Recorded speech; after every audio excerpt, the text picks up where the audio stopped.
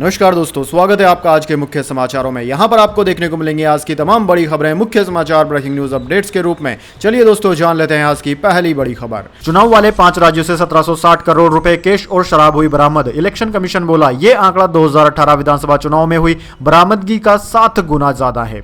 जी हाँ दोस्तों, चुनाव आयोग ने सोमवार 20 नवंबर को कहा कि चुनाव वाले 5 राज्यों से 1760 करोड़ की शराब, ड्रग्स, केस और महंगी धातु बरामद की गई है। ये सब चीजें वोटरों को रिझाने के लिए बांटी गई थी। इन चीजों की बरामदगी 9 अक्टूबर से हो रही थी। इसी दिन इलेक्शन कमीशन ने 5 राज्यों में चुनाव की तारीखों का ऐलान भी किया था। आयोग ने यह भी बताया कि आंकड़ा इन राज्यों में 2018 विधानसभा चुनाव के दौरान हुई बरामदगी का 7 गुना है। पिछली बार 239.15 करोड़ की चीजें जब्त की गई थी। अभी मध्य प्रदेश, छत्तीसगढ़, राजस्थान, तेलंगाना और मिजोरम में चुनाव चल रहे हैं। दोस्तों, मध्य प्रदेश, छत्तीसगढ़ और मिजोरम में वोटिंग हो चुकी है। राजस्थान में 25 को तो तेलंगाना में 30 नवंबर को वोट डाले जाएंगे। चुनाव आयोग ने बताया कि पूर्वोत्तर राज्य मिजोरम से न तो कैश बरामद हुआ है और न ही कोई कीमती धातु जब्त हुई है, लेकिन 29.82 करोड़ की ड्रग्स बरामद की गई है। इसके बाद दोस्तों, अगली बड़ी खबर। प्रधानमंत्री मोदी ने ड्रेसिंग रूम में शमी को गले लगाया। हार के बाद खिलाड़ियों का हौसला बढ़ाया। जडेजा, शमी ने पोस्ट की फोटोज। जी हां दोस्तों, अहमदाबाद में रविवार को वर्ल्ड कप 2023 का फाइनल मुकाबला भारत और ऑस्ट्रेलिया के बीच खेला गया। इस मैच में ऑस्ट्रेलिया ने भारत को 6 विकेट से हराया और छठी बार वर्ल्ड चैंपियन बनी। फाइनल में हार के बाद प्रधानमंत्री नरेंद्र मोदी टीम इंडिया के ड्रेसिंग रूम में पहुंचे। यहां वे खिलाड़ियों का हौसला बढ़ाते दिखे। इस दौरान प्रधानमंत्री मोदी ने मोहम्मद शमी को गले भी लगाया। टीम के तेज गेंदबाज शमी और स्टार ऑलराउंडर रविंद्र जडेजा ने इस मुलाकात की फोटो शेयर की। फाइनल मैच को देखने के लिए दोस्तों प्रधानमंत्री अहमदाबाद पहुंचे थे। वे मैच की दूसरी इनिंग में नरेंद्र मोदी स्टेडियम पहुंचे। मोदी ने ऑस्ट्रेलियाई उप प्रधानमंत्री रिचर्ड मार्ल्स के साथ पैट कमिंस को वर्ल्ड कप 2023 की ट्रॉफी सौंपी थी। इसके बाद दोस्तों, अगली बड़ी खबर। सुरंग में फंसे 41 मजदूरों तक पहुंचा 6 इंच चौड़ा पाइप। अब इसी के जरिए भेजा जाएगा खाना।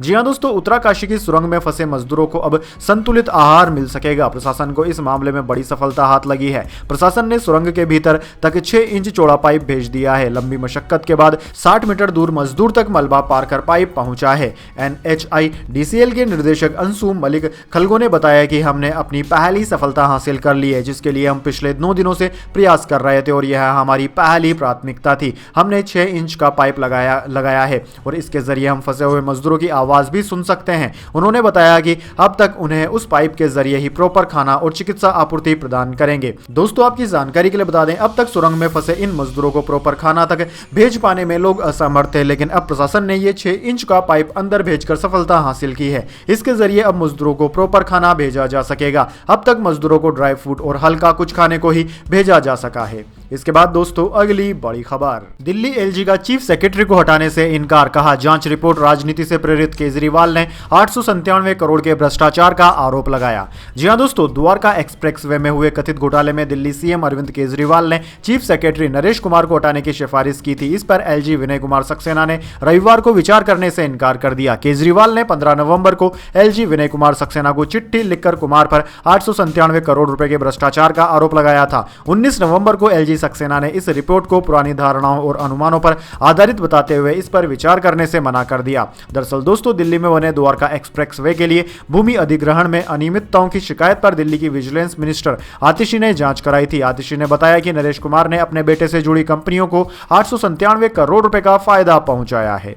इसके बाद दोस्तों, अगली बड़ी खबर। राजस्थान चुनाव से 5 दिन पहले राम रहीम को पैरोल। डेरा प्रमुख श्री गंगानगर का रहने वाला हरियाणा से लगते कई जिलों में अच्छे खासे फॉलोअर्स। जी हां दोस्तों, हरियाणा सरकार ने रोहतक की सुनारिया जेल में बंद डेरा सच्चा सौदा के प्रमुख गुरमीत राम रहीम को फिर से 21 दिन की पैरोल दे दी है। अलग अलग मामलों में सजा याफ्ता मुजरिम राम रहीम को 30 महीने में 8वीं बार पैरोल मिली है। राम रहीम को 2 साध्वियों के यौन शोषण से जुड़े केस में 10-10 साल और पत्रकार रामचंद्र छत्रपति व डेरा सच्चा सौदा के मैनेजर रणजीत सिंह की हत्या से जुड़े मामले में उम्र कैद की सजा हो चुकी है। साध्वियों के यौन शोषण से जुड़े केस में हुई सजा अलग अलग चलेगी, यानी कि राम रहीम को इस केस में कुल 20 साल की सजा काटनी होगी। वहीं दोस्तों, राम रहीम इस बार भी अपनी पैरोल के दौरान यूपी के बागपत स्थित बरनावा आश्रम में रहेगा। इससे पहले इसी साल राम रहीम को 3 बार पैरोल मिल चुकी है। पैरोल खत्म होने के बाद उसकी ओर से फरलो की अर्जी लगाई गई, जिसे मंजूर कर लिया गया।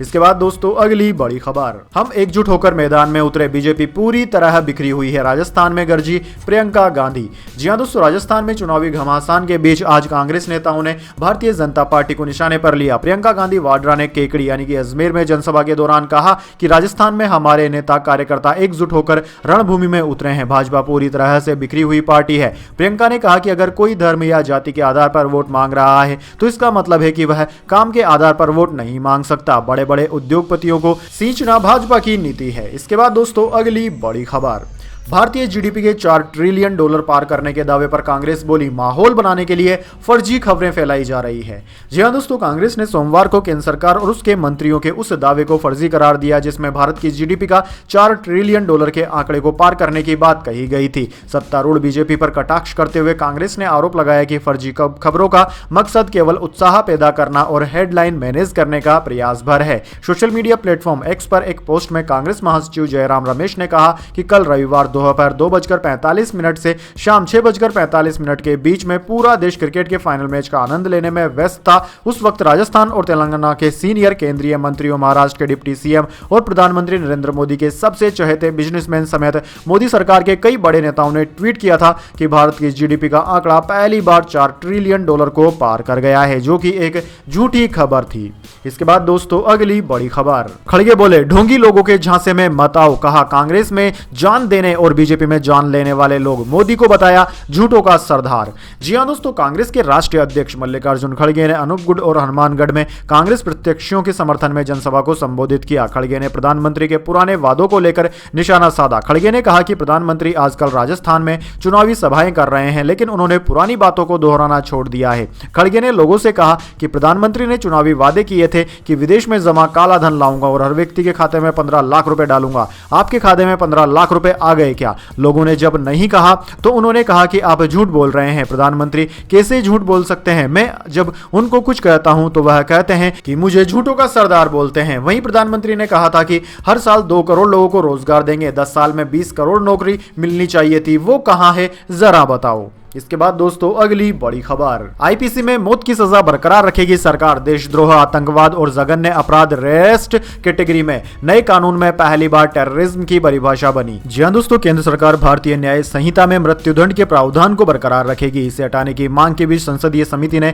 यह सिफारिश भी की थी कि मृत्युदंड के प्रावधान पर सरकार फैसला करे। संसद के शीतकालीन सत्र में तीनों कानून, भारतीय न्याय संहिता, भारतीय सुरक्षा संहिता और साक्ष्य अधिनियम पास होने की उम्मीद है। मानसून सत्र में पेश इन कानूनों पर गृह मंत्रालय की स्थायी समिति ने समीक्षा के बाद मृत्युदंड की सजा के प्रावधान को हटाने के मुद्दे पर विचार किया था। इसमें तर्क यह आया कि दोषपूर्ण न्यायिक प्रणाली से किसी निर्दोष को मृत्युदंड मिल सकता है। कई देशों में मृत्युदंड की सजा खत्म करने के उदाहरण भी दिए गए हैं। वहीं दोस्तों सूत्रों का कहना है कि समिति की सिफारिश के बाद सरकार मृत्युदंड के प्रावधान को रखने के पक्ष में है। देशद्रोह, आतंकवाद और जघन्य अपराध जैसे मामलों में मृत्युदंड के प्रावधान को बरकरार रखने की जरूरत है। यदि इसे हटा लिया गया तो इसके गंभीर परिणाम हो सकते हैं।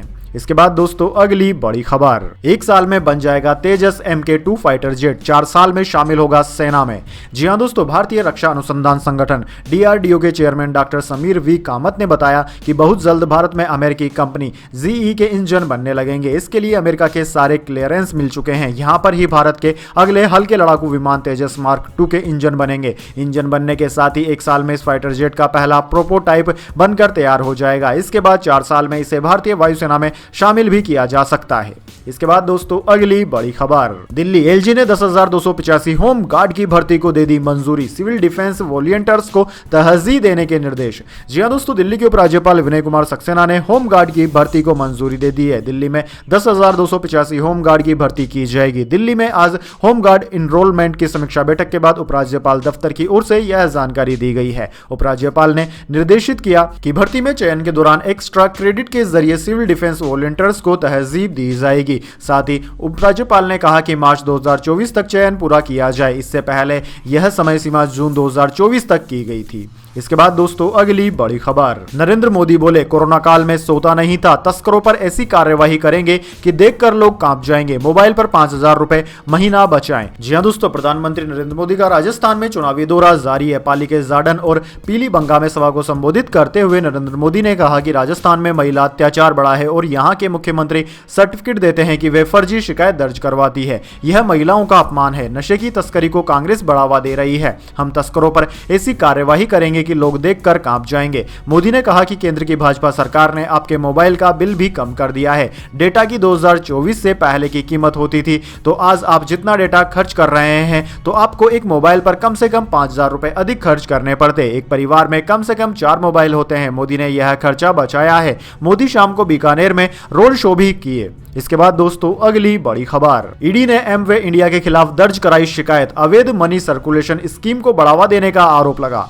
जी हां दोस्तों, परिवर्तन निर्देशालय यानी कि एनफोर्समेंट डायरेक्टरेट ने मनी लॉन्ड्रिंग कानून एमपीएलए के तहत direct selling consumer goods company Amway India enterprises limited private के खिलाफ अभियोजन शिकायत दर्ज कराई है। ईडी ने हैदराबाद के मेट्रोपॉलिटन सत्र न्यायाधीश शाह विशेष न्यायालय में यह शिकायत दर्ज कराई। अदालत ने 20 नवंबर को ईडी की इस शिकायत पर संज्ञान भी लिया। दरअसल दोस्तों, ईडी ने एमवे और उसके डायरेक्टरों के खिलाफ आईपीसी की विभिन्न धाराओं के तहत तेलंगाना पुलिस द्वारा दर्ज विभिन्न एफआईआर के आधार पर जांच शुरू की है। एफआईआर में आरोप लगाया गया है कि एमवे सामान की बिक्री की आड़ में एक अवैध मनी सर्कुलेशन स्कीम को बढ़ावा दे रहा है।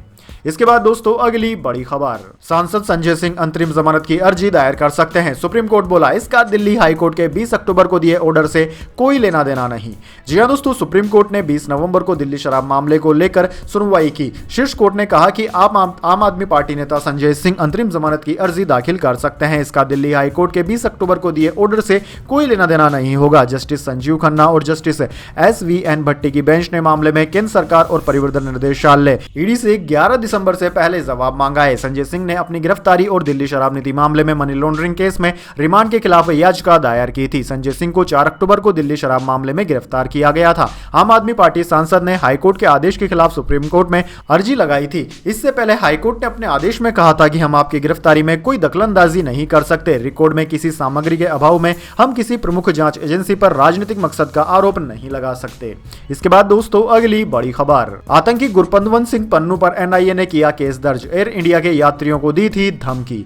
जी हां दोस्तों, भारत और कनाडा के बीच खालिस्तान समर्थक हरदीप सिंह निज्जर की हत्या को लेकर विवाद जारी है। इसी बीच सिख फॉर जस्टिस SFJ के संस्थापक गुरपतवंत सिंह पन्नू अब एयर इंडिया से उड़ान भरने वाले यात्रियों को धमकी देने के मामले में एनआईए ने सोमवार को उन पर केस दर्ज कर लिया। एनआईए ने घोषित आतंकी पन्नू के खिलाफ आईपीसी के सेक्शन 120B, 153A और 506 के तहत मामला दर्ज किया। इसके अलावा गैर कानूनी गतिविधियों अधिनियम के सेक्शन 10, 13, 16, 17, 18, 18B और 20 के तहत भी केस दर्ज किया गया है। दरअसल दोस्तों, आतंकी पन्नू का हाल ही में एक वीडियो सामने आया था। इसमें उसने एयर इंडिया की 19 नवंबर की फ्लाइट से आने वाले यात्रियों को धमकी दी थी।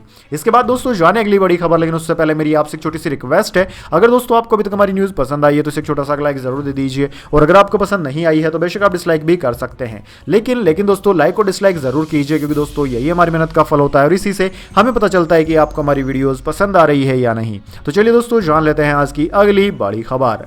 सेंसेक्स 139 अंक गिरकर 65,655 पर बंद, निफ्टी में भी 37 अंकों की गिरावट रही। मेटल और ऑटो शेयर्स टूटे।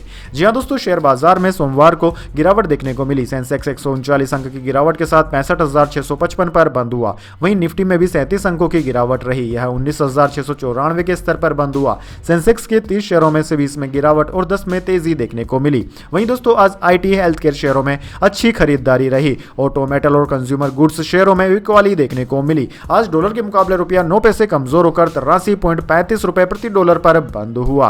वहीं दोस्तों बात करें निफ्टी 50 के टॉप गेनर और टॉप लूजर स्टॉक्स की, तो आज निफ्टी 50 के टॉप गेनर्स में डिविस लेबोरेटरी, भारती एयरटेल और विप्रो रहे, जबकि टॉप लूजर्स में अडानी एंटरप्राइजेस, बजाज फाइनेंस और महिंद्रा एंड महिंद्रा रहे।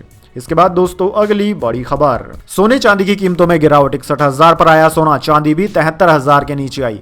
जी हां दोस्तों, सोमवार को सोने चांदी के दाम में गिरावट देखने को मिली है। Indian Boolean and jeweller association की वेबसाइट के मुताबिक सराफा बाजार में 24 कैरेट सोने के दाम 169 रुपए गिरकर 61,001 रुपए प्रति 10 ग्राम पर आ गए। वहीं 18 कैरेट सोने की कीमत 45,751 रुपए पर रह गई है। इसके अलावा दोस्तों चांदी के दाम में भी आज बड़ी गिरावट देखने को मिली। ये 827 रुपए फिसलकर 72,920 रुपए प्रति किलोग्राम पर आ गई है। इससे पहले यह 73,747 रुपए पर थी। इसके बाद दोस्तों अगली बड़ी खबर, 23 नवंबर से भारत और ऑस्ट्रेलिया के बीच खेलाई जाएगी 5 मैचों की T20 सीरीज।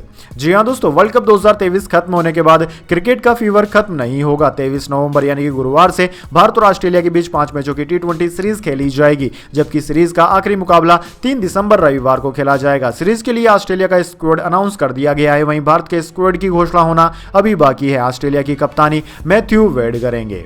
इसके बाद दोस्तों अगली बड़ी खबर, भारतीयों के लिए वीजा फ्री एंट्री शुरू कर सकता है वियतनाम। अभी ई वीजा लेना पड़ता है। इससे पहले श्रीलंका, थाईलैंड ने बिना वीजा एंट्री शुरू की थी। जी हां दोस्तों, श्रीलंका और थाईलैंड के बाद वियतनाम भी भारत के ट्रेवलर्स के लिए वीजा फ्री एंट्री शुरू कर सकता है। अभी Germany, France, Italy, Spain, Denmark, Sweden और फिनलैंड जैसे देशों के नागरिक बिना वीजा के वियतनाम में प्रवेश कर सकते हैं। Local news agency VN Express के अनुसार वियतनाम के संस्कृति, खेल और पर्यटन मंत्री गुएन वोन हंग ने पर्यटन में सुधार लाने के लिए चीन और भारत जैसे प्रमुख बाजारों के लिए शॉर्ट टर्म वीजा वेदर देने को कहा है। टूरिज्म इंडस्ट्री को बूस्ट देने के लिए ऐसा किया जा रहा है।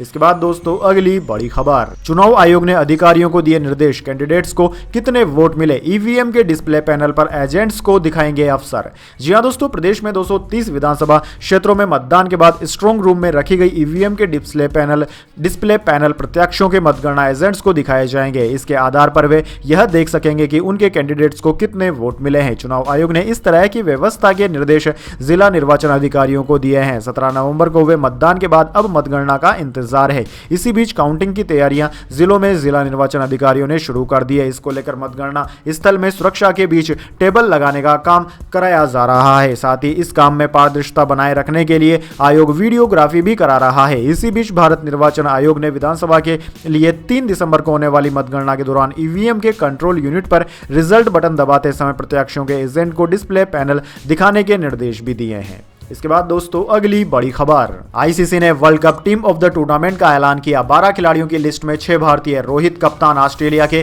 2 खिलाड़ी शामिल। जी हां दोस्तों, इंटरनेशनल क्रिकेट काउंसिल यानी कि आईसीसी ने वर्ल्ड कप 2023 की टीम ऑफ द टूर्नामेंट का ऐलान कर दिया है। इस टीम के कप्तान रोहित शर्मा है। उन्होंने इस टूर्नामेंट में लगातार 10 मैच अपनी टीम को जिताए। इस लिस्ट में सबसे ज्यादा 6 भारतीय खिलाड़ी शामिल हैं। वहीं वर्ल्ड चैंपियन ऑस्ट्रेलिया के 2 खिलाड़ियों को जगह मिली है। इसके अलावा श्रीलंका, न्यूजीलैंड और साउथ अफ्रीका से एक खिलाड़ी को जगह दी गई है। दोस्तों आपकी जानकारी के लिए बता दें, ऑस्ट्रेलिया रविवार को वर्ल्ड कप 2023 के फाइनल में भारत को 6 विकेट से हराकर छठी बार चैंपियन बना।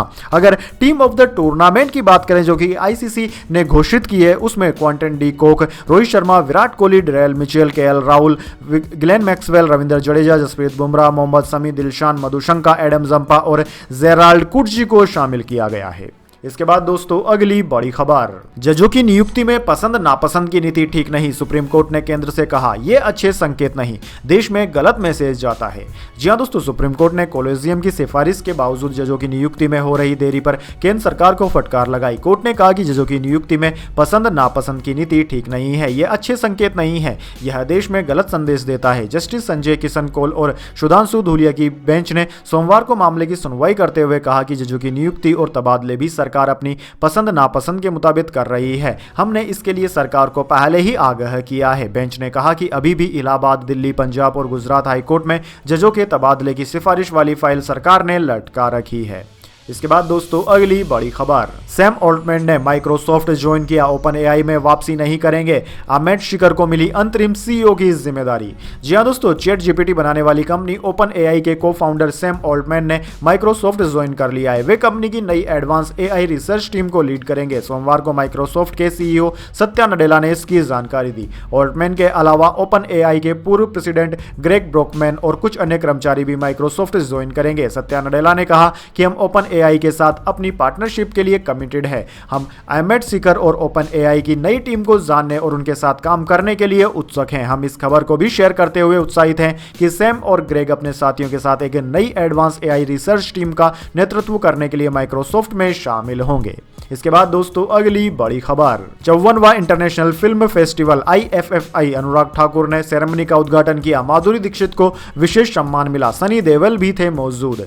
जी हां दोस्तों, गोवा में 54वें international film festival of India के औपचारिक शुरुआत हो गई है। सूचना और प्रसारण मंत्री अनुराग ठाकुर ने समारोह का उद्घाटन किया। इससे पहले उन्होंने IFFI के अंतर्गत आने वाले NDFC फिल्म बाजार का उद्घाटन किया। समारोह की शुरुआत गणेश वंदना से हुई। इसके बाद राष्ट्रगान हुआ। करिश्मा तन्ना और अपार शक्ति खुराना सेरेमनी को होस्ट कर रहे हैं। दोस्तों, गोवा के मुख्यमंत्री डॉक्टर प्रमोद सावंत भी इवेंट में मौजूद हैं। माधुरी दीक्षित को भारतीय सिनेमा में योगदान के लिए विशेष सम्मान दिया गया। उन्हें शॉल, शील्ड और प्रशस्ति पत्र देकर सम्मानित किया गया। तो दोस्तों यह थी आज की तमाम बड़ी खबरें। इसके बाद दोस्तों बारी आती है आज के माइंड क्यूज क्वेश्चन की। जी हाँ दोस्तों, एक आसान से सवाल का जवाब देकर आप जीत सकते हैं एक अमेजिंग सरप्राइज गिफ्ट हमारे यूट्यूब चैनल की ओर से। तो दोस्तों आज का सवाल आपकी स्क्रीन पर आ चुका है। बाजार मूल्य के हिसाब से भारत की सबसे बड़ी कंपनी कौन सी है? जी हाँ दोस्तों, बाजार मूल्य के अनुसार अगर आप जानते हैं भारत की सबसे बड़ी कंपनी का नाम, तो जो जल्दी से उस कंपनी का नाम कमेंट बॉक्स में लिख दीजिए। अगर दोस्तों आपका जवाब होता है एकदम सही तो आप जीत सकते हैं एक अमेजिंग सरप्राइज गिफ्ट हमारे यूट्यूब चैनल की ओर से। तो दोस्तों जल्दी से अपना उत्तर कमेंट बॉक्स में लिख दीजिए, वीडियो को लाइक कर लीजिए और चैनल को सब्सक्राइब करके बेल आइकन भी दबा लीजिए। धन्यवाद। वंदे मातरम। जय हिंद, जय भारत।